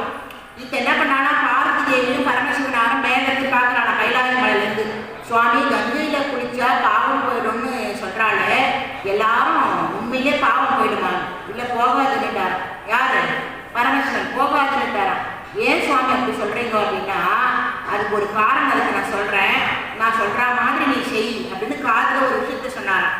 என்ன விஷயம்னா, நம்ம 2 பேரும் இப்போ கங்கை கரைக்கு போறோம், காசிக்கு போறோம். காசிக்கு போய் நான் வந்து ஒரு வயசான கிழவனா என்னை மாத்திக்கிறேன், நீ ஒரு வயசான கிழவியா என்னை மாத்திக்கோ. நான் போய் கங்கையில அப்படி குளிப்பேன். அப்படி கங்கையில குளிக்கும் பொழுது கங்கால அடிச்சுன்னு போற மாதிரி ஒரு பாவனையை நான் ஏற்படுத்துவேன். நீ என்ன பண்ணணும், ஐயோ என் கணவர் தண்ணியில் அடிச்சுட்டு போறாரே, யாராவது காப்பாற்றுங்கோ காப்பாற்றுங்கோ அப்படின்னு நீ கூச்சல் போடணும். கூச்சல் போடும்போது ஒரு விஷயத்தை சேர்த்து கூச்சல் போடணும். என்ன விஷயம்? பாவம் செய்யாதவா யாரோ அவா தான் என் கணவரை தொட முடியும், இல்லைன்னா மீறி தொட்டா அவா தண்ணியில மூழ்கி அவளும் போயிடுவா அப்படின்னு சொல்லி கூச்சல் போடு அப்படின்னா. ஏன் சுவாமி இதெல்லாம் சொல்றீங்களோ? நான் சொல்ற மாதிரி செய், எதுவும் கேள்விலாம் கேட்காத அப்படின்னுட்டாராம். உடனே இவா 2 பேரும் அந்த கணவன் மனைவியா வந்தா, அவர் போய் குடிக்கிறார். அந்த தாத்தா போய் குடிக்கிறார். பரமசிவனா தாத்தா ரூபத்துல வந்திருக்காரு இல்லையா, கிட ரூபத்துல தண்ணி அடிச்சு போற மாதிரி ஒரு பாவனை ஏற்பட்டார். ஐயோ யாராவது வாங்கினேன், யாராவது வாங்கினேன், வந்து காப்பாத்துனேன், என் கணவர் அடிச்சுன்னு போறாரே, பாவம் செய்யாதவா யாரோ அவ தான் தூக்க முடியும் என் கணவரை அப்படின்னு எப்பேற்பட்ட மகான்கள் நின்று இருக்காளாம். எல்லாரும் ஐயோ நான் நிறைய பாவம் செஞ்சிருக்கேன், நான் நிறைய பாவம் செஞ்சிருக்கேன், நான் போய் தொட்டா நானும் போயிடுவேன், நானும் போட்டு எல்லாரும் தயங்குறாளாம். அப்போ ஒரு திருடன் அவன் என்ன பண்ணான், தொபின்னு குடிச்சான். எதுல? கங்கையில குதிச்சு போயிட்டு பரமசிவனாருடைய தலைமுடியை பிடிச்சி, தாத்தா காப்பாத்துறேன் அப்படி எடுத்துன்னு வந்து கரையில வந்து சேர்த்தான். என்னை காப்பாத்திட்டப்பா, நீ பாவமே செய்யாதவனா அப்படின்னு கேட்டாராம். இல்லை சுவாமி, நான் திருடி இருக்கேன் நிறைய இடத்துல. திருடி இருக்கியா? திருடனுக்கு எவ்வளவு பெரிய பாவம், ஆனா நீ முழுகாம இருக்கிய எப்படி அப்படின்னு கேட்டாராம். யாரு? பரமசிவனார். அப்போ திருடன் சொன்னானா, சுவாமி இந்த கங்கையில குடிச்சா எப்பேற்பட்ட பாவமும் போயிடும் தானே சொல்றாங்க. திருட்டு தொழில அறவே விட்டுணும், இனிமே நேர்மையா உழைத்து சம்பாதிக்கணும். அதனால இதுவரைக்கும் செய்த பாவத்தை தொலைக்கணும்னா கங்கையில குதிச்ச உடனே என்னுடைய பாவம்லாம் போயிட்டு போகுது, என்னுடைய பாவம்லாம் போயிட்டா நான் பரிசுத்தம்னா ஆகிட்டு போறேன், அதனால நான் அவனை காப்பாற்ற முடியுதுதானா. அப்ப கங்கையில குளிக்கிறவா எல்லாரும் நம்பிக்கையோட குளிக்கிறாளா? இவன் நம்பிக்கையோட குளிச்சான், நம்பி வந்தான், உள்ள குதிச்சான், குதிச்சு என்னை காப்பாத்தினான். குதிக்கும் போதே அவன் உடம்புல கங்கா நீர் கட்டுது. கங்கா நீர் உடம்புல பட்டாலே பாவங்கள் தொடர்ந்துடும். பாவங்கள் தொடர்ந்தா புனிதமானவன் ஆயிடும். தான் புனிதமானவன் ஆயிட்டோம், அதனால இந்த கிழவரை காப்பாற்றுறதுக்கு எந்த தடையும் இல்லைன்னு நம்பி குதிச்சான். இந்த மாதிரி கங்கையில குளிக்கிறவா நம்பிக்கையோட குளிக்கணுமா. அப்படி நம்பிக்கையோட குளிச்சாதான் பாவம் போகும். ஏதோ கடலுக்கு கங்கையில குளிச்சுக்கிட்டோமே பாவம் போகுமா? நம்ம பண்ணிக்கிற பாவத்துக்கு கங்கையில குளிச்சானா எதுல குளிச்சானா எவ்வளோ பாவம் பண்ணியிருக்கோம் அப்படின்னு நினைச்சுட்டே குளிக்க கூடாது. ஏதோ தெரியாம இத்தனை பாவம் பண்ணியிருக்கேன், அந்த பாவமெல்லாம் ஒழியணும்னு நினைச்சு அம்மா கங்காதேவி என் பாவத்தெல்லாம் போக்குன்னு முங்கி யார் நம்பிக்கையோட குளிக்கிறாளோ, அப்படி நம்பிக்கையோட குளிக்கிற வாழ்க்கைலாம் உண்மையான பாவம் போகும். இதை சொல்றதுக்கு தான் இந்த நாடகம் ஆடினேன் அப்படின்னாரா பரமேஸ்வரன். அது போல அந்த தீர்த்தம் கங்கா தீர்த்தம் அப்படி 3 லோகத்திலையும் பாய்வதால் தான் திரிபதகா கங்கா தீர்த்தம் நம் பாவங்களை போக்குகின்றது. ஒரு க்ஷணம், அந்த ஒரு க்ஷணம் பெருமானுடைய திருவடியில பட்டதுக்கே இவ்வளவு பெருமைன்னா, அப்ப பெருமானுடைய திருவடி நம்ம மேல பட்டா அப்ப நமக்கெல்லாம் எவ்வளவு பெரிய லாபம், என்ன லாபம், அது என்ன மகிமை, அது எத்தனை பாவம் எத்தனை ஜென்மாந்திரம், எவ்வளோ பாவம், எத்தனையோ ஜென்மாந்திரம் பண்ணியிருப்போம். அப்படிப்பட்ட அந்த பாவமெல்லாம் போகணும்னா பகவானுடைய திருவடி பட வேண்டாமா? பகவான் எல்லாத்தையும் ஏற்றுப்பானே. அப்பா என்னை மன்னிச்சுடு, இனிமே நான் பாவம் பண்ண மாட்டேன், பாவம் பண்ணக்கூடிய சூழலை ஏற்படுத்தாத, உன் திருவடியே துணை. நீ உலகளந்த பெருமானாக திருவிக்கிரம அவதாரம் எடுத்த பொழுது நான் ஒரு தூசாவோ தும்பாவோ மண்ணாவோ செடியாவோ பல்லாவோ என்று ஆழ்வார் சொல்ற. இப்போ நல்ல ஞாபகத்தோடு இருக்க, மறுபடியும் இன்னொரு முறை ஆட. அப்படி ஆடுனீங்கன்னா உன் திருவடி பண்றதை நான் உணர்வேன் அப்படின்ட்டாராம். அந்த மாதிரி இந்த இடத்துல பகவானுடைய திருவடியை பற்றினா எப்பேற்பட்ட மகிமை. அது ஒரு பெரிய பேர கண்ணனுடைய திருவடி. கண்ணனை எழுப்பலாம். விடாதீர கங்காஸ்நானம் பண்ணுவாரை போலே அப்படின்றார் சுவாமி தேசிகன். மத்தியானம் எல்லா வேலையும் பார்த்துட்டு பொம்நாட்டில் என்ன பண்ணுவாளாம், நல்லா கங்கையில போயிட்டு சில்லுன்னு குளிச்சார். காட்டாளந்து எல்லா வேலையும் பார்த்தோம், உடம்பெல்லாம் வடிக்கிறது. போய் கங்கால ஒரு குளி குளிச்சுன்னா எப்படி இருக்கும் அப்படின்னு கங்கா கங்கான்னு சொன்னாலே பாவம் போகும். அவ்வளவு பெருமை அந்த நதிக்கு. அந்த பெருமையுடைய அந்த பெருமை மிக்க அந்த பண்பு, அந்த குணம் கங்காதேவிக்கு எங்கேருந்து கிடைச்சது? பெருமானுடைய திருவடி ஸ்பரிசன் கிடைச்சதுனால கிடைச்சது. அப்பேற்பட்ட திருவடி தான் கண்ணனுடைய திருவடி. அவனை எழுப்புவோம் சொல்லி ஓங்கி உலகளந்த வேதாந்த தேசிகன் சொல்வார். பெருமானக அவதாரம் எடுக்கின்ற பொழுது மேலுலகம் வரைக்கும் திருவடி போற பொழுது நட்சத்திர கூட்டம் எல்லாம் இருக்குதான். அந்த நட்சத்திர கூட்டம் முதல்ல பெருமாள் வளர்ந்துனே வராது இல்லையா? வளர்ற போது நெத்தி சுட்டி இங்கெல்லாம் வந்துதான், நெத்தி சுட்டி மாதிரி தான் அவருக்கு. இன்னும் வளர்றாராம். கழுத்துக்கு மாலையா வந்துதான், இன்னும் வளர்றாராம். இடுப்புல மணிமேகலையா வந்துதான், இன்னும் வளர்றாராம். காலில் கொலுசு மாதிரி இருந்துதான். அப்பனா எவ்வளவு உயரம் எடுத்து பார்ப்பாரு பெருமாள். ஓங்கி உலகளந்த உத்தமன். அப்படிப்பட்ட சிலம்பாக காலில் போட்டிருக்கிற சிலம்பாக அந்த நட்சத்திர கூட்டம் இருந்தது. சிலம்பு போட்டு இருக்க இவர் தான் கண்ணனா இருப்பார், இழிப்பில்லாம் அப்படின்னு சொல்றார். உறங்காது எழுந்திராய் சொல்லி குறையில்லை சூதரியா நெஞ்சமே, எல்லி பகலென்னாது எப்போதும் தொல்லைக்கண் மாட்டானைக்கு எல்லாம் ஒரு ஐவரையே மாறாக காட்டானை காண்டும் நீ கான் அப்படின்னு பெரிய திருவந்தாதில் ஆழ்வார் சொல்ற மாதிரி இந்த இடத்துல பெருமானே உன் திருவடிதான் துணை. பஞ்ச பாண்டவர்களுக்கு எப்படி நீ காவல் காத்தாய், எல்லா விதத்திலும் காவல் காத்தாய். துரியோதனன் என்ன பண்ணா, அவனை மாதிரி ஒரு சேடஸ்ட் உலகத்துல எதுவுமே கிடையாது. அவன் என்ன பண்ணானா, காட்டுல இந்த பாண்டவர்கள்லாம் எப்படி கஷ்டப்படுறான்றதை நேரில் பார்த்து சந்தோஷப்படணும் அப்படின்னு ஒரு குரூரமான எண்ணம். திருதராஷ்டிரன் சொல்லிட்டு நான் போய் காட்டுல ஆடு மாடுலாம் எவ்வளோ இருக்குன்னு கனெக்ட் பண்ணிட்டு வரேன் அப்படின்னு சொல்லிட்டு கிளம்பி போறாங்க. பாண்டவர்கள் எதிர குடிசை போட்டுட்டு இருக்காரு. அந்த குடிசைக்கு நேரத்துல இவனும் ஒரு கூடாரம் அமைச்சு யார் யாரு, கர்ணன், விகர்ணன், இவன் துரியோதனன், இவன் 3 பேரை பார்த்துட்டு எப்படிலாம் கஷ்டப்படுறாரு. சாப்பாட்டுக்கு தூங்கறதுக்கு இடம் இருக்காப்பாரு, எப்படிலாம் கஷ்டம், நல்லா கஷ்டப்படுறாரு. அதை பார்க்கணும், போடுறா கூடாரத்தை அப்படின்னு கூடாரத்தை போட்டாரு. அந்த கூடாரம் போடக்கூடிய இடம் எதுன்னா ஒரு கந்தர்வனுடைய இடம். அந்த கந்தர்வன் பார்த்தான், ஏன்னா என் இடத்துல யாரா நீ கூடாரம் போறதும் துரியோதனை கடத்தின்னு போயிட்டான். அவன் வந்து துரியோதனை கடத்தும் போட்டு 2 பேரும் ஓட்ட முடிச்சான். யாரு? கர்ணன். செஞ்சோட்டு கடந்திருக்கன்னு சொல்றவன் எந்த ஆழ்வாரும் கர்ணன் நல்லவன் ஒரு பாட்டு கூட பாடல. ஏதோ ஒரு திரைப்படத்துல அந்த மாதிரி எடுத்து கர்ணன் நல்லவன் காமிச்சிருக்காரு. கர்ணன் உண்மையிலேயே நல்லவன் கிடையாது. அந்த இடத்துல கர்ணன் ஓடிப்பானா, ஐயோ நம்மளும் தான் நம்மளே கடத்திட்டு வாட்டாவன் அப்படி வாடா நானும் 2 பேரும் கிளம்பி போறான். இவன் என்ன பண்ணா, கடத்தின்னு போயிட்டான். அந்த நேரம் பார்த்து துரியோதனுடைய மனைவி அவன் என்ன பண்ணானா, நேரம் எதிர்த்து இருக்கக்கூடிய தர்மபுத்திரர் காலில் போய் விழுந்தாளாம். சுவாமி, என் கணவர் துரியோதனன் பாவம் செய்து புரிஞ்சு விட்டான். அந்த கந்தர்வனுடைய இடத்துல வந்து குடிசை போட்டுட்டான். அவன் கோவப்பட்டு அவனை கடத்தின்னு போயிட்டான். என் புருஷனை காப்பாற்றி கொடுங்கோ அப்படின்னு சொல்ற பொழுது, அர்ஜுனா வில்லெடு அம்பேடு போ, அந்த கந்தர்வன்கிட்ட போயிட்டு சண்டை போட்டு நம்ம தம்பி துரியோதனை காப்பாற்றணும். ஒன்ன மாதிரி ஒருத்தன் இருந்தா குடும்பம் உருப்பட்டா மாதிரி தான். யாரு பின்னாடி ஒரு குரல் இருக்குது, யாருன்னா பீமன்.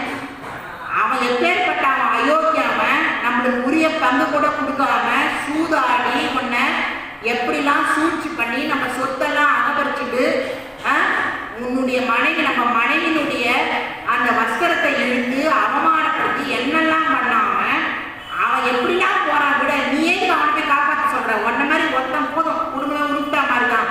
அது மாதிரிலாம் செய்யக்கூடாதுப்பா. அவன் தப்பு பண்ணாலும் அவன் நம்முடைய தம்பி, யாரோ ஒரு கந்தர்வன், 3வது மனுஷன். அவன் எப்படி நுழையினான், நம்ம அண்ணன்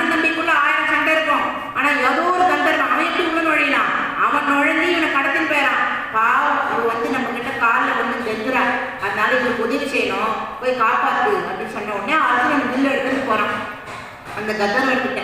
அந்த கந்தர்வனை பார்த்ததும் அர்ஜுன் என்ன பண்ணா, அர்ஜுனனுக்கும் அந்த கந்தர்வனுக்கும் நல்ல ரிலேஷன்ஷிப், நல்ல நட்பு. அர்ஜுனா எதுக்கு வந்தேன், அந்த துரியோதனை விட்டுக்கொள்ள, உனக்காக அவனை நான் விடுறேன். அவன் எப்படிப்பட்டான் தெரியுமா, நீங்கெல்லாம் காட்டுல இருந்து எப்படி கஷ்டப்படணும்ன்றத நேர்ல பார்த்து அனுபவமா ரசிக்கிறதுக்காக வந்திருக்கான். அவனை போய் விட சொல்றியே, அவனை கொண்டுடுறேன் அப்படின்னா அந்த கந்தர்வன் வேண்டாம், எங்க அண்ணா சொல்லிட்ட, எங்க அண்ணா சொன்னா அந்த பேச்சுக்கு வேற மாற்று பேச்சே கிடையாது, தர்மபுத்திரர் என்ன சொன்னாரோ அதுதான் நாங்க கேட்போம், அதனால விட்டுடு அப்படின்னு சொன்ன உடனே உனக்காக தர்மபுத்திரருக்காக நான் விட்டுடுறேன்னு துரியோதனை விட்டானா. துரியோதனை என்ன பண்ணா, நேரம் கொஞ்சம் ஏதோ கொஞ்சோண்டு ஒரு புளியாலும் ஏதோ நல்ல அறிவு இருக்கு, சரி நம்மளை கந்தர்வன் கிட்ட இருந்து காப்பாற்றணும்னு தர்மபுத்திரன் தான் போட்டிருக்கு அப்படின்னு சொல்லிட்டு நேரம் தர்மபுத்திரன் கிட்ட போயிட்டு, தர்மா என்னை இந்த கந்தர்வன் கிட்ட இருந்து உன் தம்பியை அனுப்பி காப்பாத்திட்ட, உனக்கு ஒரு நன்றி, தேங்க்யூ அப்படின்னு சொல்லிட்டு கிளம்பிட்டான். கிளம்புனா என்ன பண்ணா, அந்த ஒரு இடத்துல மறந்து நின்றுதான் கர்ணனும் விக்கரனும், கர்ணா கர்ணா பத்தியா என்ன அந்த கந்தர்வன் கடத்தினான், அப்படி கடத்தும் போது என்னை கொல்ல பார்த்தான், இந்த அர்ஜுனன் தான் அவன் அண்ணன் சொன்னான்னு சொல்லி என்னை காப்பாத்தினான், அதுக்காக நான் போய் அவனுக்கு நன்றி சொன்னேன். என்னடா வேலை பண்ணிருக்க கர்ணன் கேட்கறான். யாரை பார்த்து, துரியோதனை பார்த்து. என்னடா வேலை பண்ணிருக்க, அவங்கெல்லாம் நம்மளுடைய அடிமைகள், நம்மளுக்கு எதனா ஒரு ஆபத்துனா நம்மளை காப்பாற்றுறதே அவன் வேலை தான், காப்பாற்றுறது அவன் கடமை, அவன்கிட்ட போய் எதுக்கு நன்றி சொல்லி உன்னுடைய குணத்தை வேஸ்ட் பண்ண, நன்றி சொல்லிக்கூடாது. நான் எப்பேற்பட்ட புத்தி பாருங்க, நான் ஏதோ மது மயக்கத்தில் இருந்துட்டேன், இல்லைன்னா நானே உன்னை காப்பாற்றிருப்பேன், அதனால ஒரு தடுமாற்றமா இருக்குது, அந்த அர்ஜுனன் வந்து காப்பாற்றிட்டான், இதுக்காக நான் போய் தர்மன் கிட்ட போய் நன்றி சொல்லலாமா, அவனும் நம்மளுடைய அடிமைகள், அந்த அடிமைகள் கிட்ட போய் நீ நன்றி ஏன் ஒரு வார்த்தை சொன்ன, நன்றின்ற வார்த்தையை வீணாக்கிட்டியே அப்படின்னு கூட்டி விட்டான். எப்பேற்பட்டவன் அந்த மாதிரி நல்ல குணம், அந்த நல்ல குணம் படைத்தவன் யாரு, பலராமன். அப்பா பலராமா அண்ணனா இருந்து அந்த தம்பிக்கு கிருஷ்ணனுக்கு காவலா இருந்திய, எப்ப காவலா இருந்த, கர்ப்பத்திலேயே காவலா இருந்து முன்னாடியே உதித்து அவனுக்கு ஒரு காவலா இருந்து இன்னைக்கு வரைக்கும் அவனுக்கு ஒரு பாதுகாவலா இருந்திய. எத்தனையோ அசுரன் வந்தாலும் கிருஷ்ணனை காப்பாத்துறையே, யமுனா நதி வரலையா குடிக்கிறதுக்கு வா, என் மண்ணை ராசக்கிரீடை பண்ணணும் வா யமுனா நதி அப்படின்னு சொல்லும் போது யமுனை வரலையா. உடனே பலராமர் என்ன பண்ணாராம், தன்கிட்ட இருக்கக்கூடிய கலப்பையினால அந்த யமுனா நதிய ஒரு கிழிச்சாராம். அப்படி கிழிச்ச உடனே இன்னைக்கும் அந்த இடத்துல இருக்கும் அந்த வடு, அந்த கிழிச்ச இடத்துல அப்புறம் யமுனா ஓடி வந்தான புருஷனுக்காக.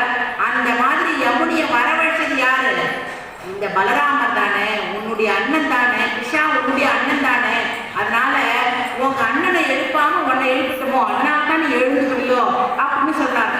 என்ன பகவான் பேசாம இருக்காரு, என்ன காரணம், நாம முறை தவறி எழுப்பிட்டோம், அண்ணனை எழுப்பிட்டு தான் தம்பி எழுப்பிக்கணும், அண்ணனை எழுப்பல, அண்ணனை எழுப்பாத்தாதான் தம்பி எழுந்துக்கிற போல் இருக்கு.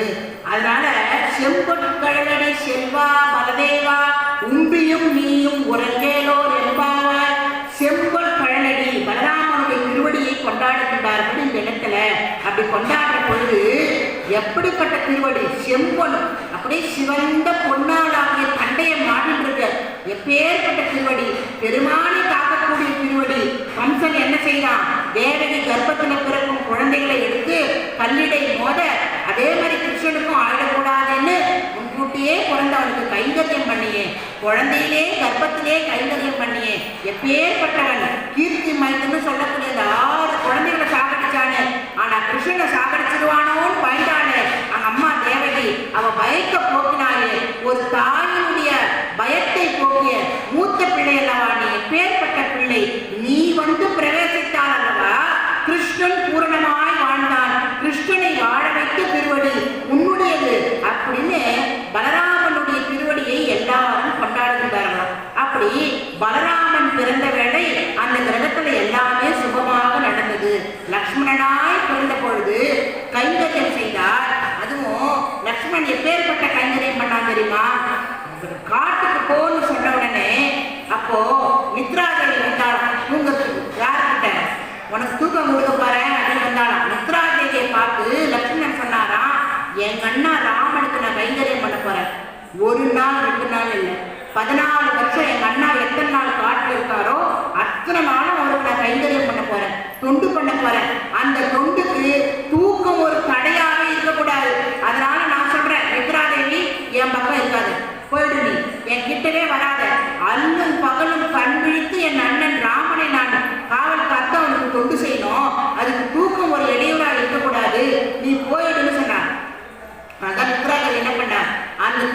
யாராவது ஒருத்தர்கிட்ட கொடுக்கணுமேனா ஊர்வலை லக்ஷ்மணனுடைய மனைவி ஊர்வலை கிட்ட கொடுத்துட்டா. ஊர்வலை என்ன பண்ணா, சுவாமி கணவன் நீங்க பெருமாளுக்கு கைங்கரியம் செய்றீங்க, நானும் ஒரு கைங்கரியம் செய்யறேன், உங்ககிட்ட இருக்கக்கூடிய அந்த தூக்கத்தை நான் வாங்கிக்கிறேன், நீங்க 14 வருஷம் முடிஞ்சு என்னை எழுப்புற வரைக்கும் நான் தூங்கிட்டே இருப்பேன்னு ஊர்வலை என்ன பண்ணா, லக்ஷ்மணனுடைய மனைவி தூங்கிட்டே இருந்தாள். அப்படி பகவானுக்காக கைங்கரியம் செய்தவன் யாரு, இந்த லக்ஷ்மணன். ராமனுக்காக கைங்கரியம் செய்தவன், இப்ப கிருஷ்ணனுக்காக கைங்கரியம் செய்யக்கூடியவன். அப்படி அம்பரமே தண்ணீரே சோரே அறம் செய்யும் அந்த நந்தகோபாலா யசோத பிராட்டி பலதேவா செம்பொல் காலடி பலதேவா அப்படின்னு சொல்றார். ஆச்சாரியர்கள் 3 தானம் பண்ணுகின்றார்கள். அம்பரம்னா வஸ்திரம்னு ஒரு பொருள், அம்பரம்னா ஆகாசம் ஒரு பொருள். சிதம்பரம் என்ற ஊர், இந்த சிதம்பரம்ன்ற ஊர் எல்லாருக்கும் தெரியும். அங்க சிதேவ அம்பரம் சிதம்பரம், சித் என்றால் ஞானம், ஞானாகாசம், திருச்சித்திரக்கூடம் அப்படின்னு பேரு. அந்த திருச்சித்திரக்கூடத்துல அம்பரம் ஆகாசம் ஆகாசமா இருந்து பெருமான இடத்துல அருள்பாடத்தை கொண்டுட்டாரு. வைகுண்டம் எப்படி இருக்கும், இங்க எப்படி இருக்குப்பா, இதுதான் முன்னுதாரணம்னு வைகுண்டத்தை கையிலே வைக்கக்கூடியவர்கள் யார், நமக்கு ஆச்சாரியர்கள். அந்த ஆச்சாரியர்களுடைய திருவடியை பின்பற்றிதான் பெருமாளை அடைய முடியும். ஆச்சாரியர்கள் பிராட்டி, பிராட்டி சிபார் செய்ய பெருமாள். அதனால்தான் ஆ உ மா அப்படிங்கிற வேதத்தில் இருக்கக்கூடிய அந்த 3 எழுத்து நம்ம எப்படி காட்டுறதுன்னா, இந்த ஜீவாத்மா இருக்கே, இந்த ஜீவாத்மா ஆச்சாரியர்களை பற்றி கொண்டு தாயாரை பற்றி கொண்டு அதன் பிறகுதான் பெருமாள் திருவடியை பற்ற வேண்டும். பிருகு மகர்ஷியான அந்த பிருகு மகர்ஷி என்ன பண்ணார், தன்னுடைய தந்தையா இருக்கக்கூடிய வருண பகவானை பார்த்து பரபிரம்மம் பரபிரம்மம்னா என்ன அப்படின்னு கேட்டார். அதை பரபிரம்மம்னா என்னன்றத அவரவரே உணர வேண்டும், அதை அவரவர் தான் உணர வேண்டும் அப்படின்னு சொல்லி, நீ போய் தபஸ் பண்ணு, இப்ப நல்லா தவம் பண்ணு, தெரிந்து கொள்வார் அப்படின்னு சொன்ன உடனே பிருகு போய் என்ன பண்ணார், தபஸ் பண்ணார். கொஞ்ச நாள் கழிச்சு வந்தார். பரபிரம்மம்னா என்னன்னு நான் தெரிஞ்சுக்கிட்டேன் அப்படின்னா. என்ன பரபிரம்மம்னா என்ன, அன்னமே பரபிரம்மம், சாப்பாடு இருக்கு இல்லையா, அதுதான் பரபிரம்மம். பிரசாதம் இல்லாம நம்மளால இருக்க முடியுமா? கொஞ்ச நாள் டைம் ஆச்சு, இன்னுமாமா சமயம் கிடையாது, மணி 1 அப்படின்னு சொல்லுவோம். மத்தியானம் சாப்பிடாம இருக்க முடியுமா நம்மளால? அதனால இந்த சரீரம் எப்படிப்பட்ட சரீரம்னா அன்னமயம், அன்னமயம் சரீரம். நாம காரியங்கள் செய்யறதுக்கு அன்னம் வேண்டும். அதனால அன்னம் தான் பரபிரம்மம் அப்படின்னா. என்னது அன்னம் தான் பரபிரம்மமா? சரியில்லை, அது கிடையாது. அதுக்கு உண்மையான விட மறுபடியும் தபஸ் பண்ணு, மறுபடியும் போய் கொஞ்ச நாள் தபஸ் பண்ண, தபஸ் பண்ணிட்டு மறுபடியும் வர உயர்ந்த பிராணன். இந்த பிராணன் உயிர் இருந்ததுன்னா அன்னத்தை சாப்பிட முடியும். உடம்பு வச்சுட்டு அன்னத்தை சாப்பிட வெறும் உடம்புக்கு சாப்பிடும். அப்போ இந்த உடம்புக்குள்ள இருக்கக்கூடிய உயிர், அந்த பிராணன் இருக்கு, அதுதான் பரபிரம்மம். அன்னம் இருந்தாலும் சரீரத்துல பிராணன் இல்லைன்னா சாப்பிட முடியுமா? அதனால பிராணன் தான் பரபிரம்மம். அதுவும் சரியான பதில் இல்லை. நீ மறுபடியும் தபசுக்கு போன, கொஞ்ச நாள் கழிச்சு மறுபடியும் வந்த. மனசே பரபிரம்மம். இந்த மனசு சரியா இருந்தாதான் சாப்பாடு சாப்பிட முடியும். ஒரு பைத்தியக்காரங்கிட்ட போய் சாப்பாடு கொடுத்தா என்ன பண்ணுவான், அவன் தலை மேல போட்டுப்பான், கை காலெல்லாம் பிடிச்சிப்பான், தூக்குவான், இப்படி பண்ணுவான், அப்படி பண்ணுவான். இந்த மனசு சரியா இருக்கணும், ஒழுங்கா இருக்கணும். அதனால மனசு தான் பரபிரம்மம். போ மறுபடியும் போய் தபஸ் பண்ணு, மறுபடியும் போய் தபஸ் பண்ற. பகுத்தறியும் விஞ்ஞானமே பரபிரம்மம். அதெல்லாம் இல்லை, அதுவும் இல்லை. பகுத்தறியக்கூடிய அறிவு இருக்கு, இது நல்லது, இது கெட்டது, இது தொடரும், இது தொடக்கூடாது. அந்த பகுத்தறி தான் பரபிரம்மம். மறுபடியும் தபஸ் பண்ணு, மறுபடியும் போய் தபஸ் பண்ற. ஆனந்தம் தான் பரபிரம்மம் அப்படின்றது இதுதான் உண்மையான ஆன்சர். ஆனந்தம் பகவான அனுபவிக்கிற பொழுது மனசுக்குள்ள ஒரு ஆனந்தம் இருக்கு பாருங்க, அந்த ஆனந்தம் தான் உண்மையான பரபிரம்மம். பகவானை பார்க்கிற பொழுது உள்ள இந்த ஆத்மா சந்தோஷப்படுறது, இந்த கட்ட வரல கூட சின்னதா இருக்குமா அந்த ஆத்மா. அந்த ஆத்மா பகவானை பார்க்கிற பொழுது பூரிச்சு போறது, மகிழ்ச்சியான கிடைக்கிறது, அந்த ஆனந்தம் தான் உண்மையான பரபிரம்மம் அப்படின்னு சொல்றாராம். அதுபோல கொம்பனாக்கெல்லாம் கொழுந்தே குலவிளக்கே எம்பெருமாட்டி யசோதா நீ எழுந்திரு அப்படின்னு சொல்லி அதன் பிறகு பலதேவரை எழுப்பி, பலதேவா காவலாக இருந்து எப்பொழுதும் கிருஷ்ணனுக்கு நீ கைங்கரியம் செய்து கொண்டிருக்கின்றார், இப்பவும் எங்களுக்காக நீ ஒரு கைங்கரியம் செய்யணும்.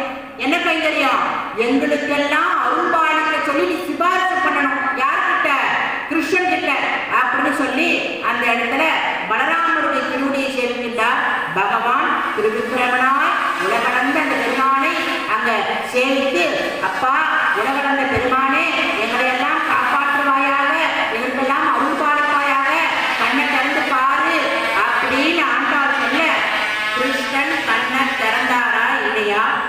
கிருஷ்ணன் நம்ம எல்லாரையும் பார்த்தாரா? ஆண்டாள் கூட சேர்ந்து நாமளும் போய் கிருஷ்ணனை எழுப்பணும். கிருஷ்ணன் காட்சி நமக்கு கிடைத்ததா? பொறுத்திருந்து பார்ப்போம். நாளைக்கு என்ன நடக்குது? கிருஷ்ணன் நம்மளை பார்ப்பானா பார்க்க மாட்டானா? பார்த்தா என்ன பேசுவான், என்ன நடக்கிறதுன்றத நாளை நாம் இதே இடத்துல அமர்ந்து கிருஷ்ணனுடைய அந்த பெருமையை பற்றியும் ஆண்டாள் வாயிலாக தெரிந்து கொள்வோம் என்று சொல்லி பெருமானுடைய திருவடியை பற்றுவோம். பெருமானுடைய நாமத்தை உறக்க சொல்லுவோம். ராதே ரமண கோவிந்தா கோவிந்தா, ஆஞ்சநேய வரத கோவிந்தா கோவிந்தா, லக்ஷ்மி நரசிம்ம கோவிந்தா கோவிந்தா. திருவாடி மூரத்து ஜப்புடித்தால் வாழியே, திருப்பாவை 30 செப்பினாள்